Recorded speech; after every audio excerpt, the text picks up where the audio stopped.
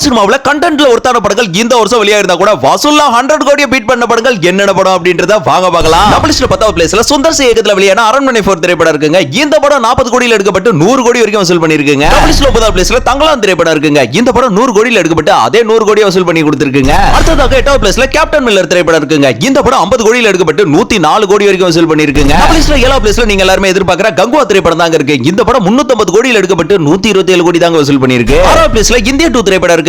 இந்த படம் 250 கோடியில எடுக்கப்பட்டு 151 கோடி தாங்க வசூல் பண்ணிருக்கு. டபுள்ஸ்ல ஜாப்ஸ்ல ராயன் திரைப்படம் இருக்குங்க. இந்த படம் 100 கோடியில எடுக்கப்பட்டு 160 கோடி வசூல் பண்ணிருக்குங்க. அடுத்ததாக 4வது பிளேஸ்ல மகாராஜா திரைப்படம் இருக்குங்க. 30 கோடியில எடுக்கப்பட்ட ஒரு திரைப்படம் 176 கோடி வசூல் பண்ணிருக்குது. ரொம்பவே ஆச்சரியமான விஷயங்க. டபுள்ஸ்ல 3வது பிளேஸ்ல வேட்டையன் திரைப்படம் இருக்குங்க. இந்த படம் 160 கோடியில எடுக்கப்பட்டு 250 கோடி வரைக்கும் வசூல் பண்ணிருக்குங்க. டபுள்ஸ்ல 2வது பிளேஸ்ல அமரன் திரைப்படம் இருக்குங்க. இந்த படம் 120 கோடியில எடுக்கப்பட்டு 328 கோடி வசூல் பண்ணிருக்குங்க. நம்பர் 1 ஹீரோ தான கோட் திரைப்படம் இருக்குங்க. The greatest of all time. இந்த படம் 380 கோடியில எடுக்கப்பட்டு 456 கோடி வரைக்கும் வசூல் பண்ணிருக்குங்க. தமிழ் சினிமா எப்பதான் 1000 கோடியை தொடுன்னு தெரியல. சோ அடுத்த வருஷமாவது அது நடக்குமா அப்படின்றத பொறுத்து இருந்து பார்ப்போம்.